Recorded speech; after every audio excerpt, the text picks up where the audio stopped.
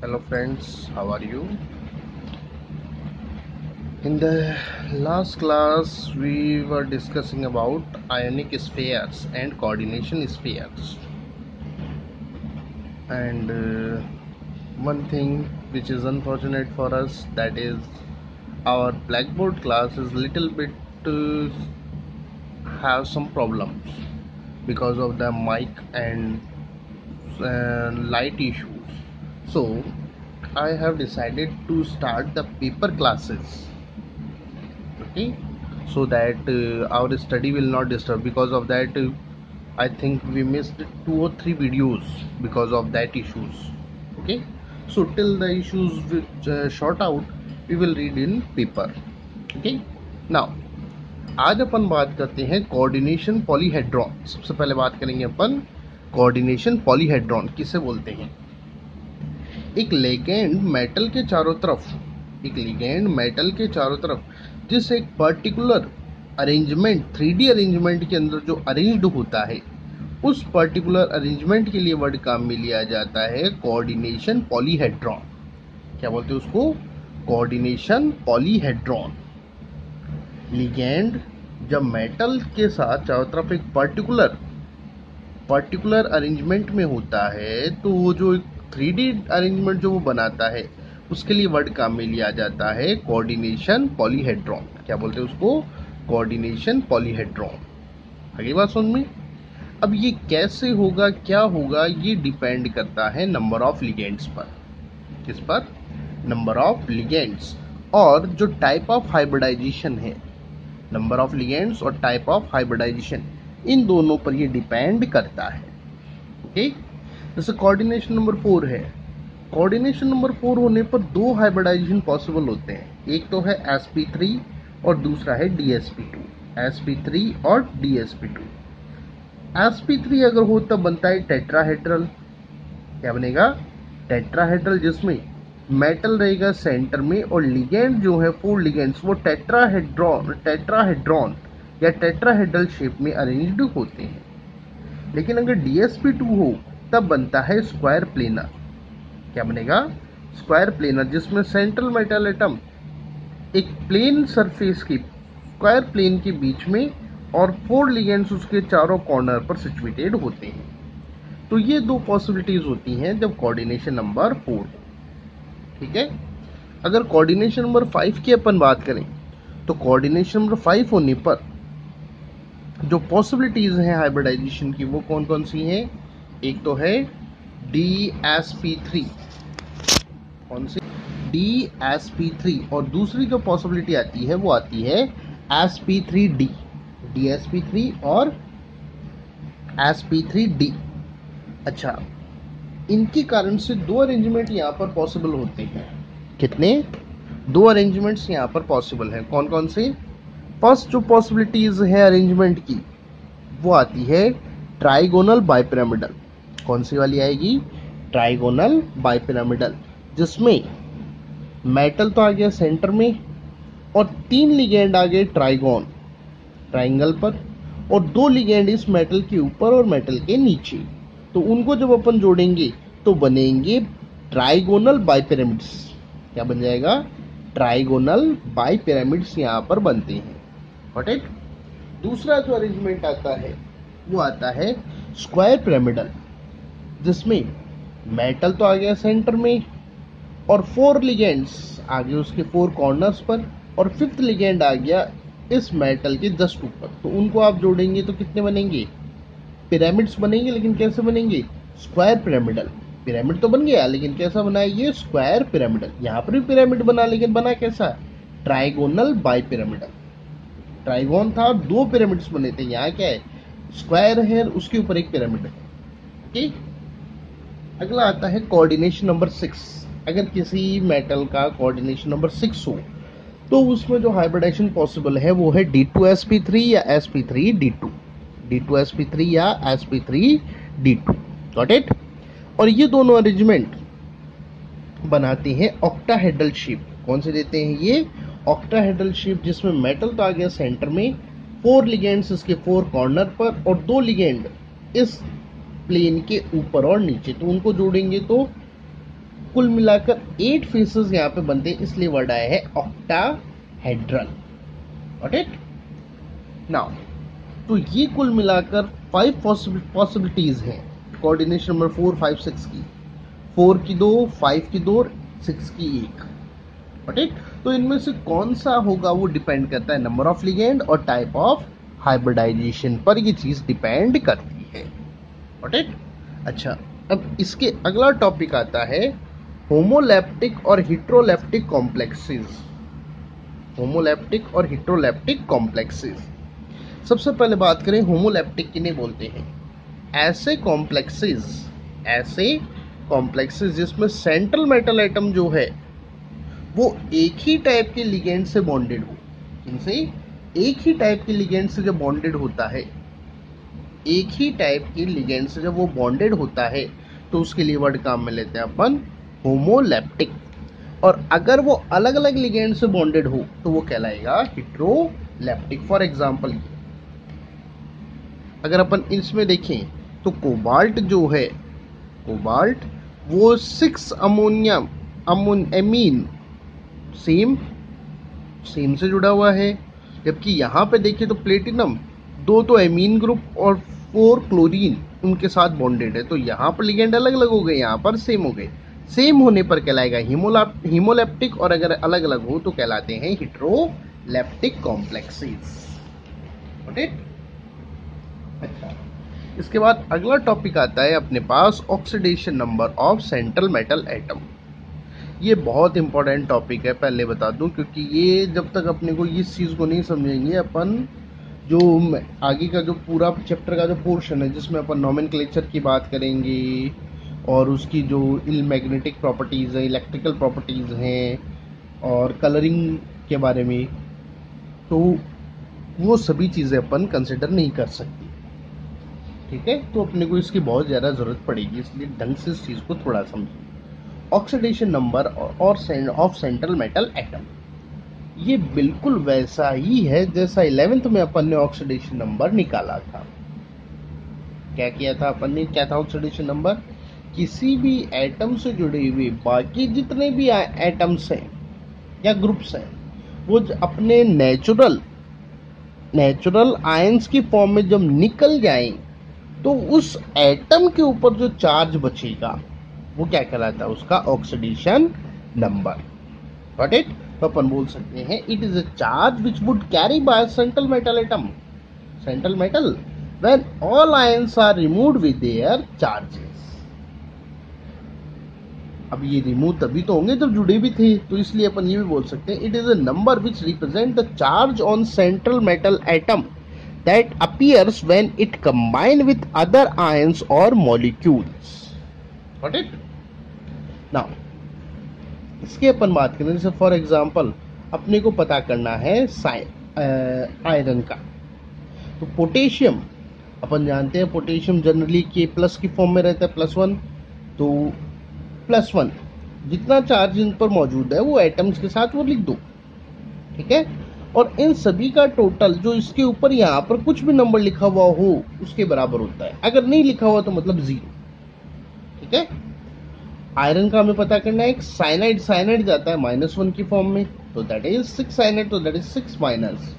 इनका टोटल कितना होगा? जो इतना इसके ऊपर लिखा हुआ है, कितना लिखा हुआ है? 0, तो दैट इज 0।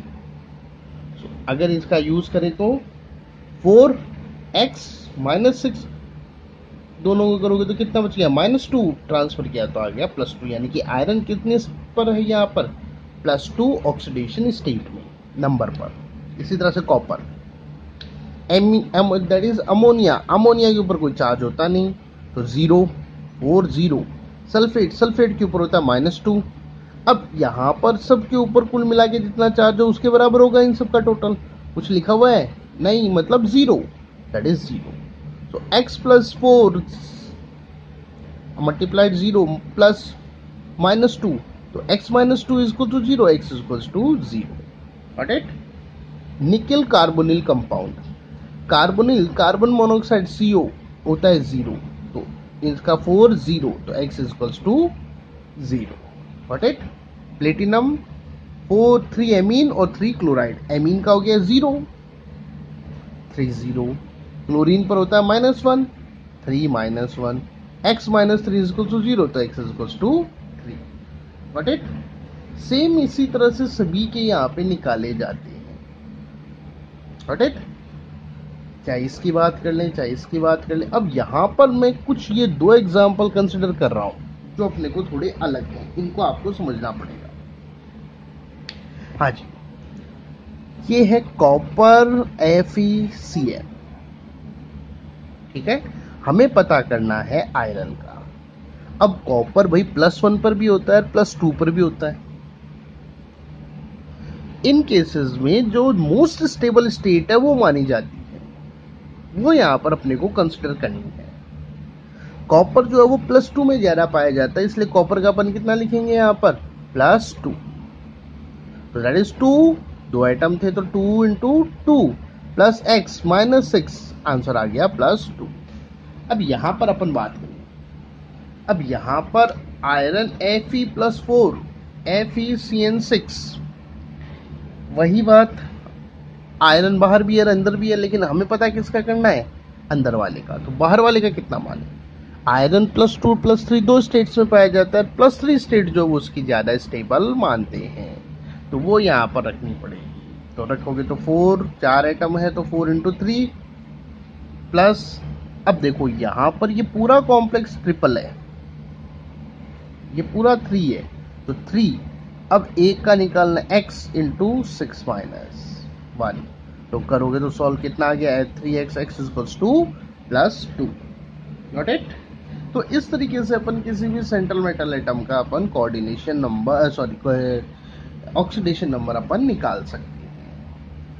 ओके, समझ में आ गया होगा मेरे हिसाब से। चलो अब बात करते हैं अपन IUPAC nomenclature of coordination compound. ये सबसे इंपॉर्टेंट टॉपिक्स आते हैं स्टार्टिंग के। IUPAC नॉमेनक्लेचर में कुछ रूल्स हैं। जैसे सबसे पहला जो रूल है वो है आयनिक कॉम्प्लेक्सेस जब भी होंगे, आयनिक कॉम्प्लेक्सेस जब भी होंगी तो उसमें जो कैटायन है या जो मेटल है उनके नाम पहले लिखने हैं, एनायन उसके नाम बाद में लिखने हैं। Got it. कैटायन नाम पहले, एनायन नाम बाद में। अब ध्यान से समझना, कैटायन चाहे आयनिक स्फीयर वाला हो या पूरा का पूरा कॉम्प्लेक्स, अब जैसे ये इसकी बात करें तो ये पूरा पूरा कॉम्प्लेक्स कैटायन की तरह वर्क कर रहा है, तो चाहे आयनिक स्फीयर वाला कैटायन हो या पूरा पूरा कॉम्प्लेक्स जो कैटायन की तरह बिहेव कर रहा है वो हो, उनका नाम पहले लिखा जाएगा एनायन, चाहे वो कॉम्प्लेक्स वाला हो क्योंकि इसके ऊपर आ रहा है -4, या ये वाला हो आयनिक स्फीयर वाला, इसका नाम हमेशा लिखना है बाहर बाद में। ठीक है। अब सुनो, जो काउंटर आयन है यानी कि जो आयनिक स्फीयर्स में जुड़े हुए हैं उनका नाम सिंगल वर्ड लिखा जाएगा, उसमें डाई ट्राई टेट्रा का यूज नहीं किया जाता। फॉर एग्जाम्पल जैसे ये पोटेशियम 4 है तो अपन यहाँ पे टेट्रा पोटेशियम नहीं लिखेंगे, केवल क्या लिखेंगे, पोटेशियम। न्यूमेरिकल वैल्यूज यहाँ पर prefix di tri tetra use नहीं किया जाता। किनके लिए, काउंटर आयन या जो आयनिक स्फीयर में है। कोऑर्डिनेशन स्फीयर में होंगे वहां तो काम में लेंगे, लेकिन यहाँ बाहर वाली साइड में अपन काम में नहीं लेंगे। जैसे यहाँ पर पोटेशियम लिखा, यहाँ पर केवल क्लोराइड लिखा। Got it. अच्छा, अब बात करते हैं second, that is numbering naming of the coordination sphere. Coordination sphere का नाम, इसमें ध्यान रखने का होता है कि हमें पहले लिगेंड्स के नाम लिखने हैं और उसके बाद सेंट्रल मेटल एटम का नाम लिखा जाएगा। पहले किसका लिखेंगे अपन, लिगेंड्स के नाम, फिर आएगा सेंट्रल मेटल एटम का, और फिर उस मेटल की जो ऑक्सीडेशन नंबर है या ऑक्सीडेशन स्टेट है उसको उसके पास ब्रैकेट में शो किया जाता है नेम के जस्ट बाद। तो सबसे पहले अपन बात करते हैं लिगेंड के नेम की, क्योंकि सबसे पहला नाम भी अपने को किसका लिखना है, लिगेंड का। अब देखो, अगर एनायनिक लिगेंड है तो एनायनिक का मतलब जिसके ऊपर नेगेटिव चार्ज है, तो जो नेगेटिव आयन है उसको जब अपन लिगेंड लिखते हैं तो उसके नाम में से ई हटाकर ओ जोड़ा जाएगा, यानी कि सिंपल बोले तो लास्ट का आइड, आइट या एट ये हटेगा और इडो, इटो या इटो वर्ड काम में लिया जाएगा। Chloride chlorido, sulphite sulphito, sulphate sulphato. Got it? बाकी ये कोई इतना जरा हार्ड एंड फास्ट रूल नहीं है, कई जगह पर अपन ये ओरिजिनल नेम भी काम में लेते हैं। ठीक है, अब जैसे ये है हेलोजन्स, कितना चार्ज रहता है हमेशा? -1, इन्हें कहा जाता है हेलिडो। फ्लोरिडो क्लोरिडो ब्रोमिडो आइडिडो। हाइड्रोजन H-, इसको अपन बोलते हैं हाइड्राइड, हाइड्राइड, यहाँ पर बोला जाएगा हाइड्रेटो। Cn- साइनिडो, cyanide साइनिडो। अच्छा, इसको साइनो भी बोला जाता है, साइनो बोलेंगे तो बोला जाता है सी साइनो, क्योंकि अगर अभी अपन ने याद होगा, मैंने पहले भी बात की थी अपन ने, ये एम्बिडेंडेड लिगेंड है जिसमें दोनों साइड से ये जुड़ सकता है। तो जब इसको पर्टिकुलरली अपन काम में लेते हैं साइनो, तो यहाँ पे लिखा जाता है सी साइनो, मतलब कार्बन साइड से ये जुड़ा हुआ है। हालांकि मेरे हिसाब से ज्यादा अच्छा नाम ये रहेंगे तो ओके। अच्छा, NC, इसको बोला जाता है आइसोसाइनेडो, क्योंकि जस्ट अपोजिट ही है, मतलब स्ट्रक्चर वाइज लिंकिंग बदल गई ना, तो इसको आइसोसाइनेडो या आइसोसाइनो या इसको एन साइनो भी बोला जाता है। साइनिडो साइनो सी साइनो या आइसोसाइनिडो आइसोसाइनो या एन साइनो। Got it? तो ये कुछ लिगेंड्स हैं जिनके अपन ने बात। अच्छा, अगले लिगेंड्स SCN, SCN इसे बोला जाता है थायोसाइनेटो, थायोसाइनेटो। ठीक है, या इसे बोला जाता है एस थायोसाइनेटो। NCS मतलब नाइट्रोजन से जो बॉन्डेड होगा -1 चाहते हो, इसे बोलता है आइसोथायोसाइनेटो, या इसे बोला जाता है N thiocyanato. Got it? NO2 nitro, NO- oxygen से जब बॉन्डेड होगा तो कहलाएगा nitrato, nitrato. NO2 nitro, that is nitrato. NO3 nitrato. Got it? ध्यान से समझना, NO2 nitro, ONO nitrito, NO3 nitrato. OH- hydroxo, O2-2। अब ध्यान से देखो, ये परॉक्सो है क्योंकि दोनों ऑक्सीजन जुड़ी हुई हैं, दोनों पर -1 चार्ज है, तो ये परॉक्सो हो गया। क्या हो गया ये? परॉक्सो, या इसे बोला जाता है परॉक्सिडो। और अगर एक ऑक्सीजन है और उसके ऊपर -2 चार्ज है तो ये कहलाएगा ऑक्सो या oxido. S- sulphido, CO2- carbonate, carbon carbonato, SO4 sulphonate sulphito, N- azido, N- that is azido, not nitrido. Sometimes it is also used nitrido, because nitrite, nitride, so nitrido. Okay, but we have to use azido. NH- imido, NH2- amido.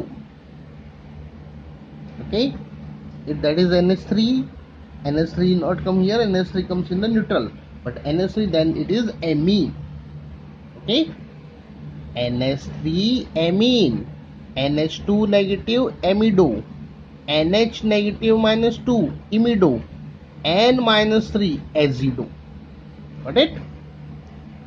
P4 phosphido, P4- phosphato, that is glycinato, glycine, that is that is a protein, an acid, sorry, not an acid, that is a protein, carboxyl protein, so that is glycine. So from the name of glycine it is formed glycinato.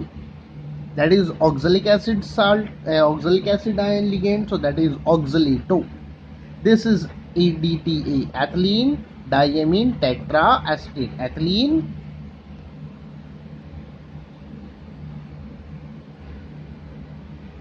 diamine, ethylene diamine tetraacetate.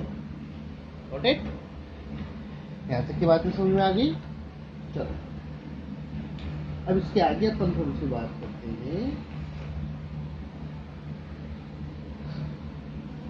Sorry भाई, ये DTA की मैं ये सोच रहा था, mistake तो ये कहीं ना कहीं ये CH2 एथिलीन तो ये है ना, दैट इज एथिलीन डाइअमीन।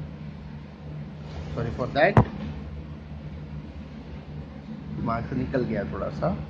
तो CH2 that is now cationic ligand. जब कैटायनिक लिगेंड हो तो उसके नाम में क्या जोड़ा जाएगा, EM सफिक्स। जैसे NO प्लस नाइट्रोसोनियम, एस्ट्रियो hydronium, NH4 ammonium, NH2 NH3 plus that is hydrazinium, hydrazine, NH3 that NH2 single bond NH2 that is hydrazine, and plus one hydrogen H plus 1 is added, so that is called hydrazinium. Got it? Neutral के name में कोई change नहीं होता। H2O aqua कहलाएगा, carbonyl, nitrosyl, amine that is ethylene diamine, pyridine, there is no change. Got it? अच्छा, ligands की naming समझ में आ गई। अब बात आती है अगले रूल। अगर एक से ज्यादा टाइप के लिगेंड सेंट्रल मेटल एटम से जुड़े हुए हों तो फिर हमें अल्फाबेटिकल ऑर्डर को फॉलो करना है। मतलब फॉर एग्जांपल एमीन भी जुड़ा हुआ है, क्लोरीन भी जुड़ा हुआ है, NH3 भी और Cl भी। तो एमीन क्लोरिडो, ए पहले आएगा तो नाम पहले किसका लिखना है, एमीन का। Got it? समझ में आ गई बात? अच्छा, एक ही टाइप के लिगेंड जुड़े हुए हों बहुत सारे तो फिर उनके लिए डाई ट्राई टेट्रा वर्ड काम में लिया जाता है। लेकिन अगर नाम में खुद में डाई ट्राई टेट्रा हो, जैसे एथिलीन डाइअमीन, एथिलीन डाइअमीन, अब इसके दो जुड़े हुए हों तो अपन ये नहीं लिख सकते di ethylene diamine. Got it? तो ऐसे केसेस में जिसमें खुद के नाम में डाई ट्राई टेट्रा जुड़ा हुआ है तो उसके लिए फिर बाद में बेस ट्रिस टेट्राकिस पेंटाकिस इस तरह से वर्ड काम में लिए जाते हैं। Got it? अच्छा, अगर लिगेंड दो मेटल के बीच में डायरेक्टली जुड़ा हुआ हो तो उसे ब्रिज लिगेंड बोलते हैं। क्या बोलते हैं उसको अपन? Bridge ligand. किसे बोलते हैं? ऐसा मेटल जो कि किसके साथ जुड़ा हुआ हो, दो के साथ डायरेक्टली लिंक्ड हो तो उसे क्या बोला जाएगा, ब्रिज लिगेंड बोला जाता है। क्या बोलते हैं उसको? Bridge ligand. जैसे ये लिगेंड है, ये दो सेंट्रल मेटल के साथ जुड़ा हुआ है तो उसके लिए क्या बोलते हैं अपन, दीज आर ब्रिज लिगेंड। और इन ब्रिज लिगेंड्स के लिए हम किसका यूज करते हैं, म्यू वर्ड काम में लिया जाए। जैसे यहां पर NH2 amido, NO2 nitro, so that is mu amido mu nitro. Got it? तो इस तरीके से इनको डिनोट यहां पर किया जाएगा। बात समझ में आ गई? क्या बोला मैंने? अगर कौन सेंट्रल मेटल एटम के साथ दो एटम्स के साथ अगर लिगेंड जुड़ा हुआ हो, दो के साथ अगर जुड़ा हुआ हो तो उस केस में अपन क्या काम में लेते हैं, हम लेते हैं डाई ट्राई वगैरह, सॉरी म्यू जो वर्ड है वो अपन वहां पर यूज करते हैं। इतनी बात समझ में आ गई? चलिए अब आगे अपन यहाँ पर बात करते हैं नेमिंग ऑफ मेटल आयन। सबसे लास्ट में अपन नाम लिखते हैं मेटल आयन का। अगर कॉम्प्लेक्स पार्ट यानी कि मेटल और उससे जुड़ा हुआ जो सारा पार्ट है अगर वो एनायन हो तो उसके नाम में अपन 8 वर्ड काम में लेंगे। मेटल के साथ 8 वर्ड काम में लिया जाता है। जैसे ये यहाँ पर देखा जाए तो इस मेटल और लिगेंड कॉम्प्लेक्स के ऊपर कितना आ रहा है, -4, सो इसके लिए वर्ड काम में लिया जाएगा 8। मेटल के नाम में क्या जोड़ेंगे अपन, 8 वर्ड काम में लेते हैं। लेकिन अगर कैटायन है या न्यूट्रल है बन रहा है मेटल कॉम्प्लेक्स कोऑर्डिनेशन स्फीयर तो उसके नाम में कोई चेंज नहीं होगा, जो मेटल है वही नाम पड़ा रहेगा। Got it? अच्छा, मेटल का जो नाम लिख दिया तो उसके बाद उसके ऑक्सीडेशन स्टेट को शो किया जाता है। Got it? जैसे अपना सबसे पहला एग्जांपल है, इसमें देखिए तो देखो पोटेशियम आयनिक स्फीयर में मौजूद है पोटेशियम, कोऑर्डिनेशन स्फीयर आयनिक स्फीयर वाला पोटेशियम, अब देखो यहाँ पर साफ बात है कि भाई ये मौजूद है तो पोटेशियम तो K+ है और ये नेगेटिव, तो पहले अपन नाम किसके लिखते हैं, कैटायन का। कैटायन हमारे पास कौन है, पोटेशियम, ठीक है। अब एनायन, एनायन कॉम्प्लेक्स है, तो एनायन में पहले अपन लिखेंगे लिगेंड का नाम और उसके बाद किसका लिखेंगे, मेटल का, और उसके बाद क्या लिखेंगे अपन, मेटल की ऑक्सीडेशन स्टेट। अब देखो लिगेंड देखो कौन है, साइनाइड है, कितने हैं, 6, तो नाम हो गया हेक्सासाइनो। अब आ जाओ मेटल पर, आयरन, आयरन के लिए होता है फेरिक आयरन, आयरन आ गया ना, फेरस आयरन था, फेरेट आगे क्योंकि आयरन फेरम, आयरन होता है क्या है, फेरम ही तो बोलते हैं अपन, फेरम। अब अपने को देखना है हम हटाकर क्या लिखना है, तो यहाँ पर देखें तो नेगेटिव चार्ज है, नेगेटिव चार्ज आ रहा है ना, तो मतलब इस कॉम्प्लेक्स के ऊपर नेगेटिव चार्ज है, तो पूरा पूरा कॉम्प्लेक्स पार्ट जब एनायन वर्क करे तो क्या नाम आएगा, 8, तो नाम हो गया फेरेट। फेरम का जो है मट गया, क्या जुड़ गया, 8। अब ऑक्सीडेशन स्टेट वो निकालना अपने को आना चाहिए, क्योंकि वो मैंने बोला भी था स्टार्ट में, वो नहीं आता तो आप यहाँ पर लिखोगे क्या, जो बहुत सा सिंपल सा है, आयरन का अपने को निकालना है। अब यहाँ तक तो अपन पहुंच गए, या यहाँ से यहीं पर निकाल लेते हैं अपन डायरेक्ट।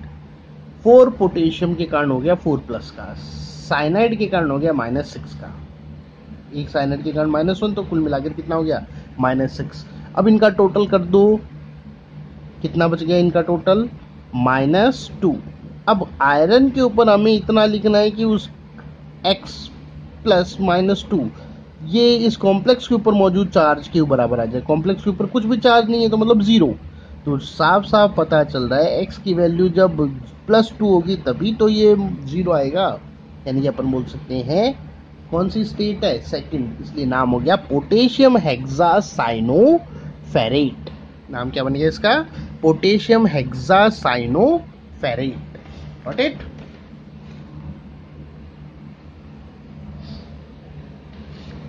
एक और इसी तरह से एग्जाम्पल, बाकी बाद में डायरेक्ट सीधे बात करेंगे। That one CuNH3,4SO4। अब ये आ गया हमारा काउंटर कोऑर्डिनेशन स्पेयर और ये है आयनिक स्पेयर। अब सल्फेट के ऊपर आप जानते हैं -2 चार्ज होता है, तो डेफिनेटली ये +1 है, यानी कि ये किसकी तरह वर्क कर रहा है, कैटायन, और ये क्या है, एनायन, दैट वन।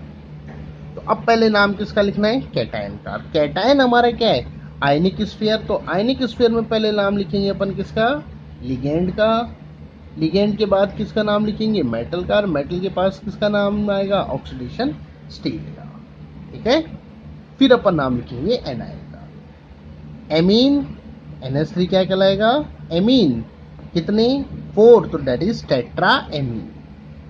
अब आ जाओ मेटल पर, कॉपर, ऑक्सीडेशन स्टेट निकालने पर कितनी आएगी, सेकंड, सीधी सी बात है, इस पर पूरे पे +2 है, ये 0 है, तो इस पर डेफिनेटली कितना है, +2, तो दैट इज कॉपर सेकंड। अब देखो ये कैटायन है इसलिए नाम में कोई चेंज नहीं होगा, ठीक है, इनका नाम हो गया। अब आ जाओ इस पर, एनायन क्या है, सल्फेट, तो दैट इज सल्फेट। तो अब सबको कंबाइन करो, तो टेट्रा एमीन कॉपर सेकंड, ये आ गया इसका पूरा नाम, टेट्रा एमीन कॉपर सेकंड, और अब आ गया सल्फेट, गॉट इट, अंडरस्टैंड। कल अपन ये पूरी की पूरी तकरीबन 2 पेजेस तक नाम ही नाम है उनको अपन डिस्कस करेंगे, लेकिन उससे पहले आपसे रिक्वेस्ट है कि आज जो अपन ने जितने भी रूल्स पढ़े हैं उनको थोड़ा सा आप रिवाइज कर लें, ओके, थैंक यू।